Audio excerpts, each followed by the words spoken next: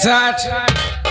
हम तो उसे गिनते पहाड़ा पूछा था तो पहाड़ा ही बढ़ा रहा सी तो छोटू जहाँ कॉलेजवा में जा था तोहरे साथी लोग मिले थी, कहा थी ओ भैया नमस्ते।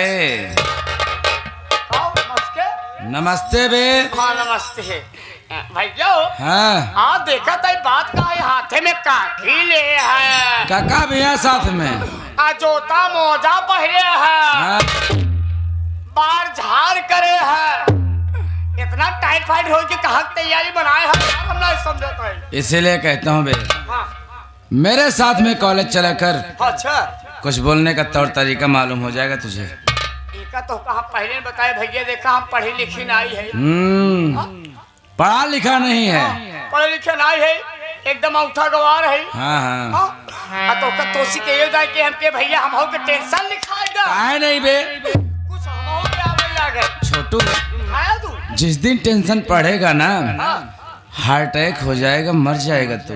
अरे यार जहाँ से लेके जा था अपने साथी लोग के साथे ट्यूशन यार नहीं तो कोचिंग बोल। हाँ हाँ भैया हो हाँ तो से चोरी दुदिना करे हुई आड़ी बाड़ी में करे। हाँ तब अड़ी बड़ी बोलता ही है। आड़ी बाड़ी में करे है, अब पार है 5 किलो पचरी यार, होती ना बड़ी थकाई लग रही यार। अच्छा बड़ी थकाई लग रही, गए बेच बाज के गए 1 खिले है यार, हाँ 1 खिले है, मारे मारे के बाद सोए उठे हुए 6 बजे। हाँ, सही कह रहा है। घर पहुंचने के बाद पता चला है ही नहीं। चलो ठीक है, ये बता छोटू जल्दी चेयर लगा यार। और मेहर लगाई यार, हमारे शादी भवन में लगाई। देख हंसी मजाक होता रहता है यार। घर में बड़े भैया के साथ, घर में बड़े मतलब भावना भैया के की साथ हंसता हम सब चुप। घर में शादी उसी वक्त बड़े भैया के साथ ही हादसा। इन सब में ना छोटू मेरी पढ़ाई नहीं कंप्लीट हो पाई है यार। ये बात सही कहा था। और छोटू हाँ मेरा एग्जाम एकदम करीब है यार। हाँ सोच रहा हूँ कुछ पढ़ाई कर लो यार, नहीं तो पेपर में मैं क्या लिखूंगा, फेल हो जाऊंगा यार। देखा भैया, बड़का भैया का सपना है, छोटका भैया पढ़ाई लिखाई के कुछ बनाई दे, अब पढ़ाई पे ध्यान न देबा भैया तू पेपर में फेल हो गया। हाँ सारा काम पेपर में नहीं साले बरगद में। अरे जहाँ दे पेपर में एग्जाम में यार। हाँ। इसी बात पे जरा चेयर लगा लगाए तो है वह। चला जा। चलो बैठो।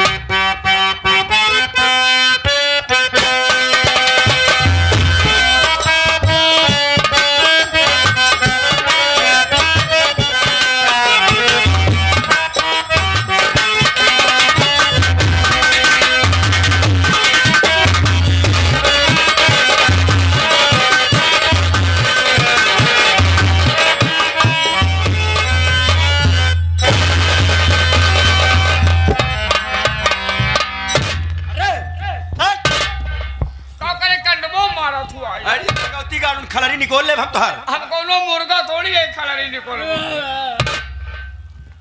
का रे संतोषवा जी भाभी ई बताओ तई पढ़ी लिख के का बनबे तई?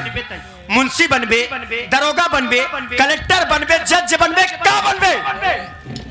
भाभी पढ़ाई कर रहा हूँ, जो मेरे नसीब में होगा वो मुझे मिलेगा। अच्छा वैसे भी क्या बात है भाभी, मुझसे कोई गलती हो गई है? आप इतने गुस्से में क्या बात है बताइए ना। संतोषवा आज मैं तुझसे कुछ कहने आई हूँ रे, मेरी बात जरा कान खोल करके सुनना हरामखोर। कहिए ना भाभी क्या सुन मेरी बात। बोलिए।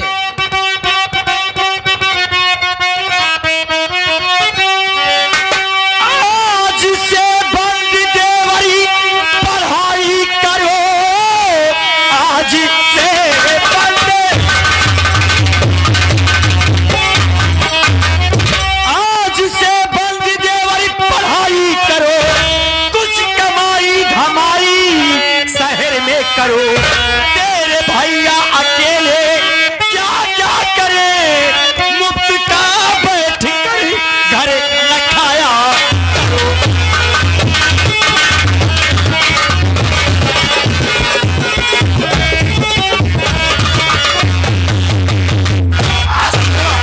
आज से तो पढ़ाई लिखाई सब बंद, शहर में जाके कुछ कमाई धमाई करे, काहे से कि घरे खर्चा नहीं चल पावत बा। तो यानी आपके कहने का मतलब मैं अपनी पढ़ाई छोड़ दूं? हाँ रे भाभी मेरी बात सुनिए, मैं भी आपसे कुछ कहना चाहता हूँ। बोल, क्या बोलना चाहता है? कोर्स का दिवस चल रहा है मेरा, अभी अपनी पढ़ाई छोड़ सकता नहीं। क्या बोला रे? आता भैया की कमाई न तेरी सुनूं, मैं पढ़ाई से मुंह मोड़ सकता नहीं।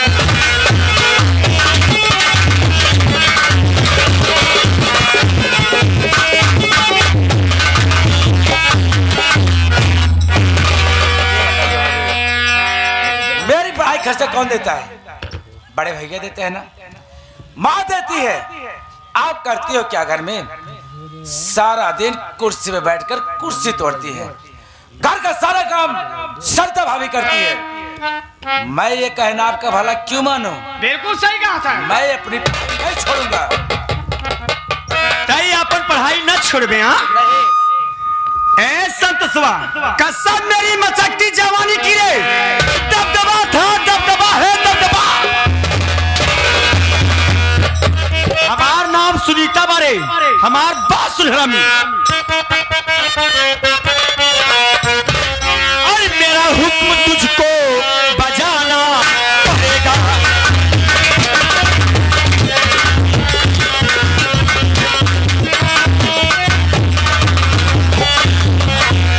मेरा हुक्म तुझको अरे बजाना पड़ेगा।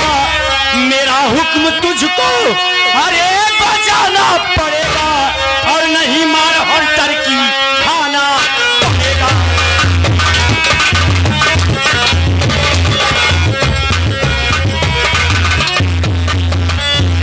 जुबा तू लड़ाया है मुझसे संतोषवा, जुबा तू लड़ाया है मुझसे संतोषवा, और तुझे काफी मुसीबतें उठाना पड़ेगा।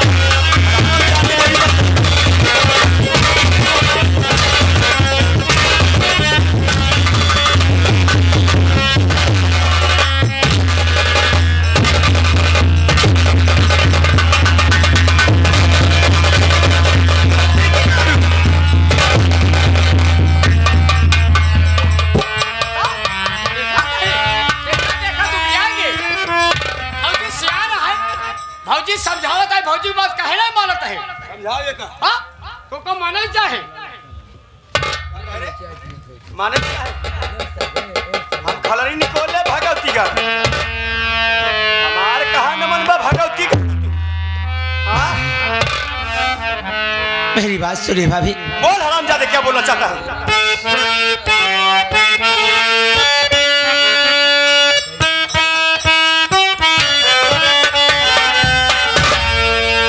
नहीं मेरी भाभी,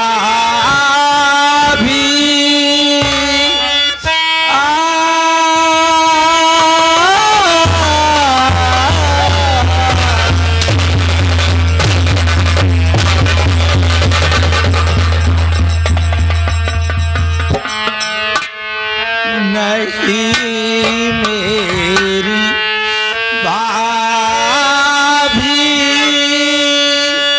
सितम इतना पूजा करूं तेरी आरती उतारूं मैं।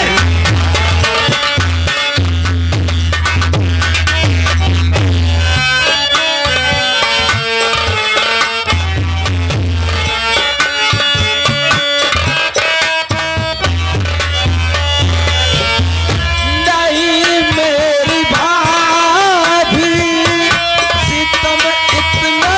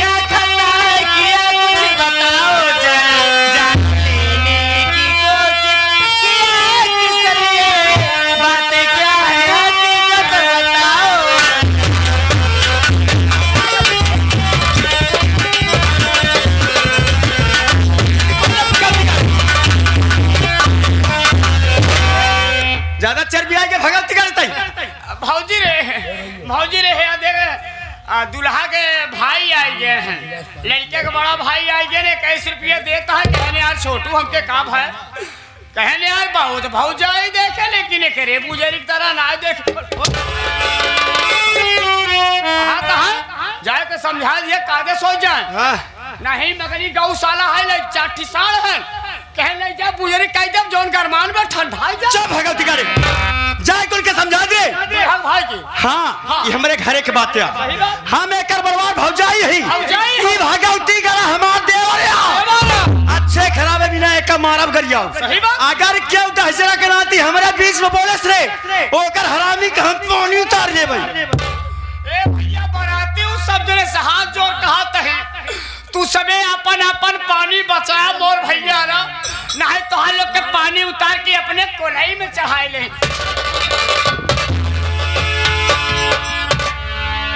ज्यादा भगवती गाड़ी बबरा गया तू दीदी का रंडी का हर जाए का नानी का दोषी बोला हर जाए सवतिया रानी के बिटिया बोला हर जाई। दीदी आगे देवर जी ने ऐसा कौन सा गलती कर दिए जो कि देवर जी को इतना बेरहमी से मार रही हो। ए रंडी ए हर जाए रान के बिटिया यह बतिया तैराम से पूछे होते तोर इतनी बड़ी मजाल हर जाई क्या है पूछने अच्छे हमका धक्का मार के गिरा दे कैसे धक्का मारे हर जाई बताओ रंडी। दीदी आप इतने गुस्से में आखिर बात क्या है दीदी आखिर देवर जी ने ऐसा कौन सा गलती कर दी। देख सर तुम में कौनो बात बान आई बात सिर्फ इतना ही है हम आए संतोष कहे देखा संतोष देवर जब तक तुम्हारे को भैया जियत रहन हमार मन से दोनों जने मिल के कमात रहन त घरे खर्चा पूरा हो जाता है। ए रंडी हर जाइए राण का बिटिया भरी जवानी में अपन भतार तक खा लाऊ दीदी बच्चा है हमारा भतारा के लई करे कितना रात दिन खट के लिया इनका सबका पेलावा हट जाए।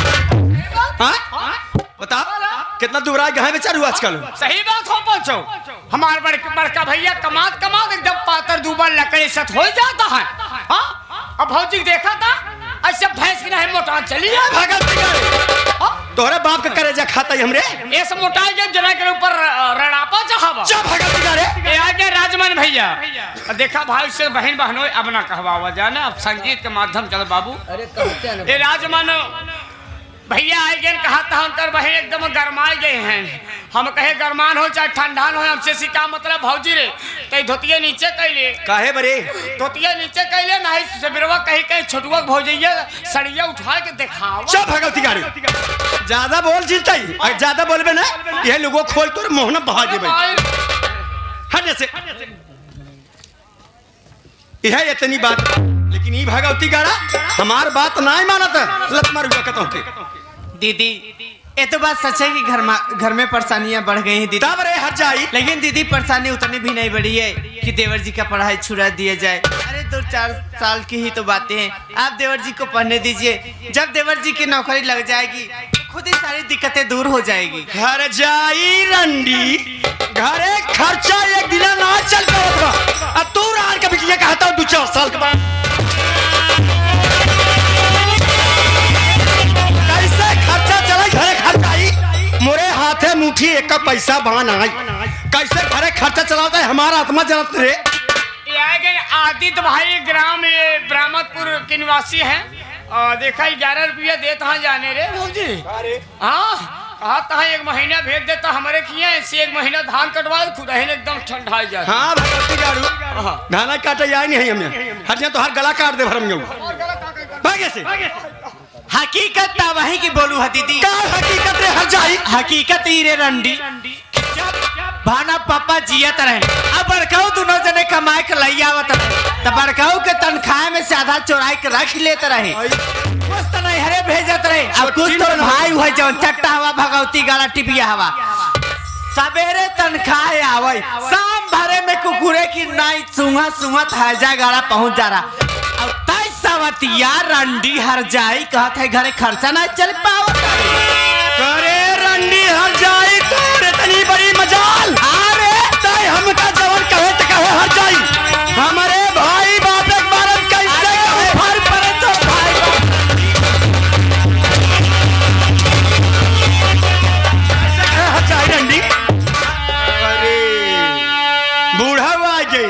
देख ले जान हो सबके भले कि चली आओ तो कमी रही आ यहो भाई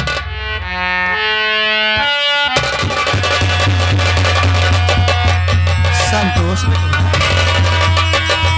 इसका देखा नहीं रे पगला तू रोवता क्या बात है बेटवा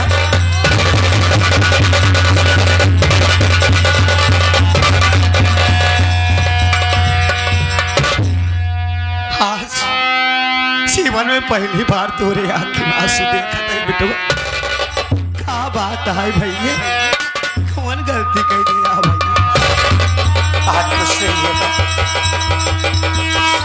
अरे मैं तो घर में बैठ के पढ़ाई कर रहा था रोज का इतने बड़ी भाभी आई मेरी काफी छेड़ कर 6 मिनट तक फेंकी बात। उसके बाद कहने लगी अरे संतोषवा पढ़ाई लिखाई बंद कर जा शहर कुछ कमाई कर काहे के लिए घर का खर्चा नहीं चल पा रहा है। अब आप ही बताओ ना मेरी पढ़ाई खर्चा कौन देता है? आप देते हैं ना भैया बड़े भैया देते हैं ना। फिर भी जो मेरी पढ़ाई छुड़वाने वाली जब कहो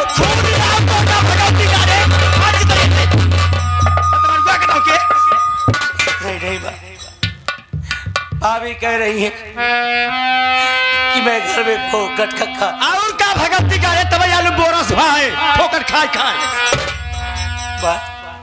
हाँ भैया अगर इस घर में मेरी पढ़ाई खर्चा और मेरा ही खाना जाता है तो इसके कहने पे नहीं आप मेरी माँ है। अगर आप कहती है तो चला जाता हूँ शहर बंद कर देता हूँ पढ़ाई। पर ये मेरी पढ़ाई छुड़ाने वाली ये कौन होगी? इतना नहीं माना जब मैंने भाभी की बात नहीं माना ना तो पहली बार भाभी मेरे ऊपर हाथ उठाए बार मुझे मारी है आज। छोटी भाभी आई सिर्फ पूछ रही थी तो इसने छोटी भाभी के ऊपर हाथ उठाया। छोटकी दुल्हन ने तुम्हारे यहाँ अब अभी पूछो ना आखिर क्या चाहती है घर में? ठीक है बेटा तुम बड़की दुल्हन से बात करा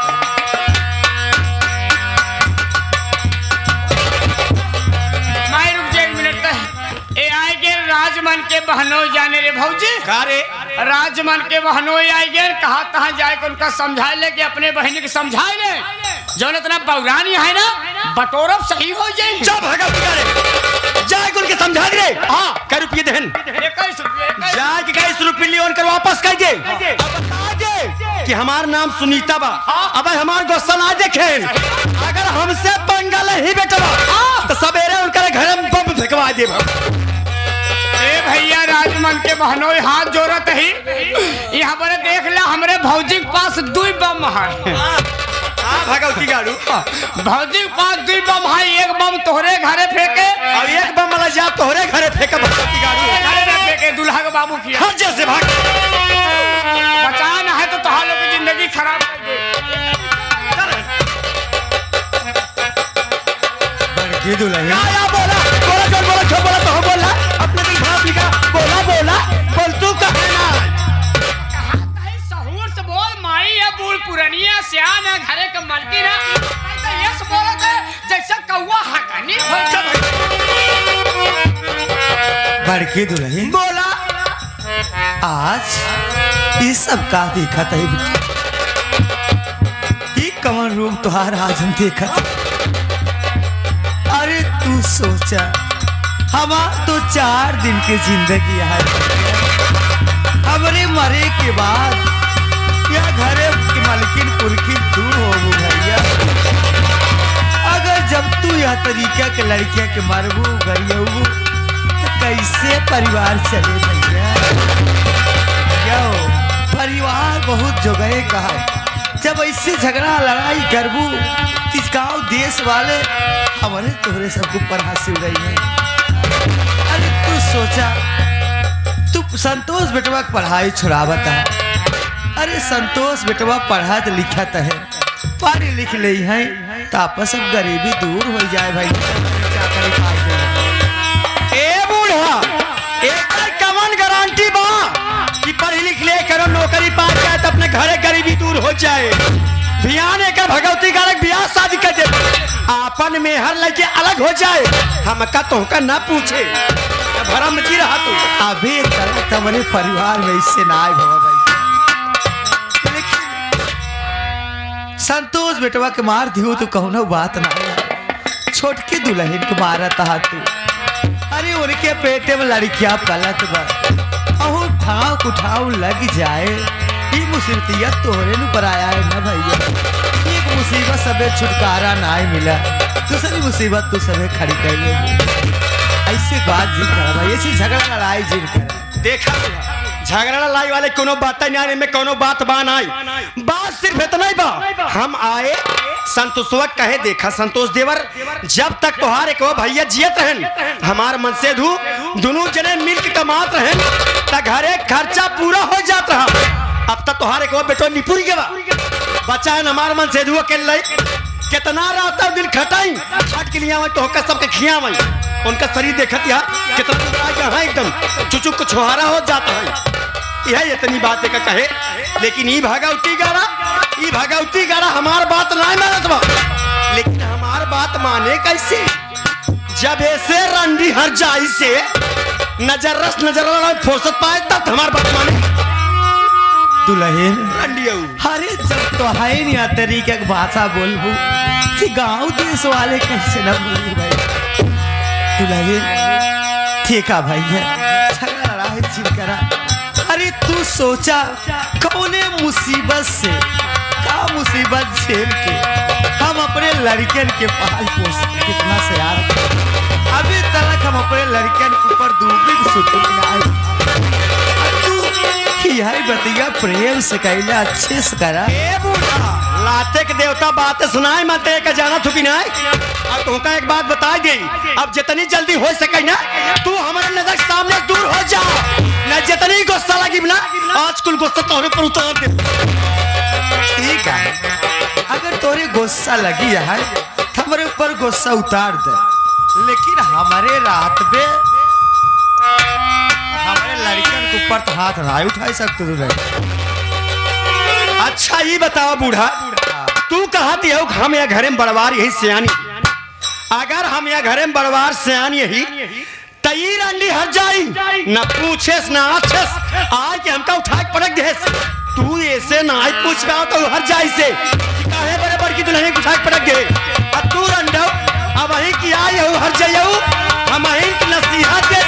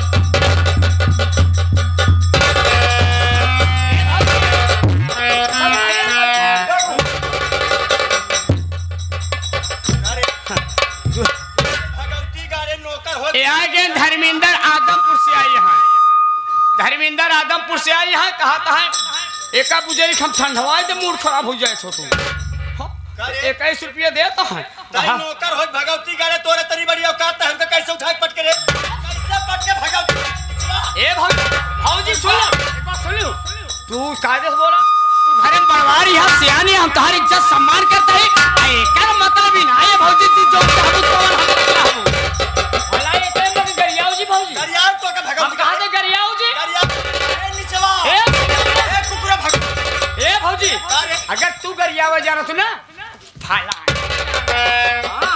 जाल हो ताई हम का गरियोगे नहीं ते हमका करियोगे गरियाव तो करे ए नीचवा हे करिया हे सिनरिया ए हर जाइयो हो जा तुम्हारी तोर में भगवान भगवान मौका रखा भगवान भगवान मौका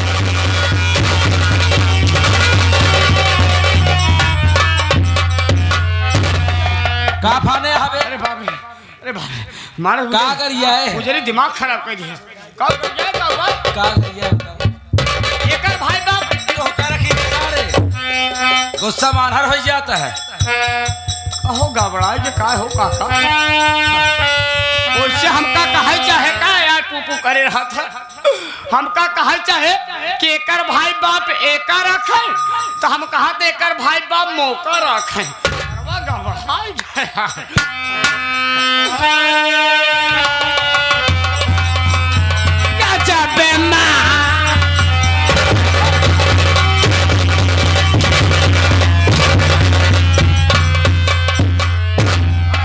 यही बारे मारत है कबे या घर भाव जाए या तो कमाल दिखाते में हमार गलती ना रहे बात समझ लियो के करा भौजी गलती है यार कैसे बे भौजी गाना गावत है भौजी कहीं अरे राम हो हम जानी भौजी गनवा के भूल कपूर कह दे जब भौजी कहीं अरे राम हो हम कहे गजब अरे भगवती गारे ई भगवती गाड़ा हम का इतना तेज तेज मारे सुन भौजी अगर तो का पकड़े पीछे से पकड़ कर आगे से पकड़ा कर चल रवि ई हमका इतना जोर जोर मारे हमारे लग भगवती गाड़ू हम रोवत हई अरे राम हो तू भगवती गाड़ू कथा कच मालबा मार देखा रे भगवती गाड़ू बहुत मारे बेटवा हमका अरे मोरा बेटावा अरे मोर हर चैयावा देखा था जरा जोर जोर मार को मार के कहा जाइए कह रे ओ का कहे अच्छा कहे बे यहाँ